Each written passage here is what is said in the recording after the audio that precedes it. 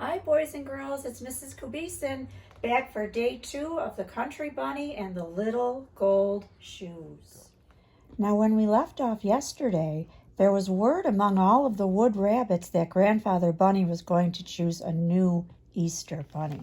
So let's see what happens. So she called her little cottontails, and they all set off to the palace to see the fun. But their mother was sad because she thought that now she was nothing but an old mother bunny and could only look on, and that a big handsome white rabbit or long-legged Jack would be chosen. When they came to the Palace of Easter Eggs, there were bunnies everywhere on the great lawn, and the ones that hoped to be the Easter bunnies stood together, and all the others looked at them and clapped their paws.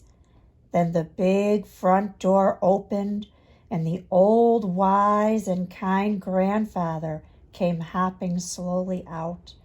And he told the biggest and those with the longest legs to show what they could do. They jumped and ran and showed him their pretty white fur, and they were all very fast and very clever. But still he did not pick one, and he said to them, "You are pretty, and you are fast, but you have not shown me that you are either kind or wise." Then his kind old eyes looked everywhere, and at last they rested on little Cottontail Mother, where she stood with her children around her. And he called to her to come right up to the palace steps. So she took her 21 children and went up and stood before him. And when he spoke, his voice was so kind that she was not frightened at all. And he said, "What a large family you have, my dear. I suppose they take all of your time?" But she said, "When they were babies, that was so. But now they are so well trained that they do most of the work for me." "Ah," he said, smiling, "you must be very wise to train so many children so well. But tell me, do they always look so happy? And do they always hold their ears up so prettily?"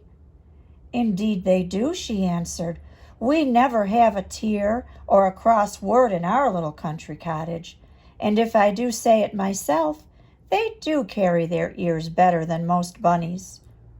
"Then," he said, patting the nearest bunny on the head, "you must be very kind indeed to have such a happy home. It's too bad that you have had no time to run and grow swift, as I might then have made you my 5th Easter bunny." At that, Mother Cottontail started to laugh. Then she whispered to the little bunnies, and every rabbit on the lawn looked to see what would happen, and the old grandfather leaned forward to watch. Suddenly, all of her 21 children raced away, and Cottontail dashed after them.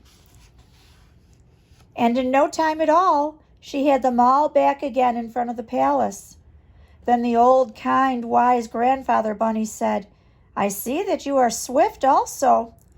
It's too bad that you cannot go carry my eggs, because you will have to stay at home to take care of your children." Mother Cottontail nodded her head to the little ones, and they all formed a line and bowed low to the grandfather. Then she stepped in front of them and she said, "They will take better care of the house than I." Then she called them up 2 by 2, and as she put her hands on the head of each pair, she said, "These are my sweepers. They keep the cottage as clean as your hand. These make the beds without a wrinkle. These cook my dinner. These wash the dishes. These tend the garden. These wash and dry all the clothes. These do the mending. These sing and these dance to keep us merry while we work. These are learning to paint pretty pictures for our walls.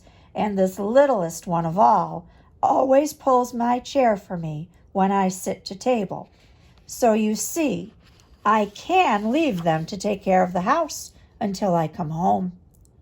Then the old, kind, wise grandfather said, "You have proved yourself to be not only wise and kind and swift, but also very clever.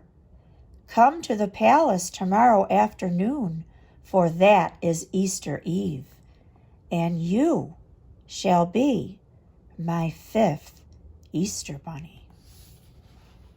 So boys and girls, what is going to happen now?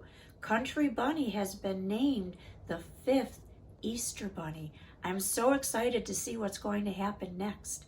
The next time we read, we'll finish the book and you'll see what happens. Bye, everybody. Love you.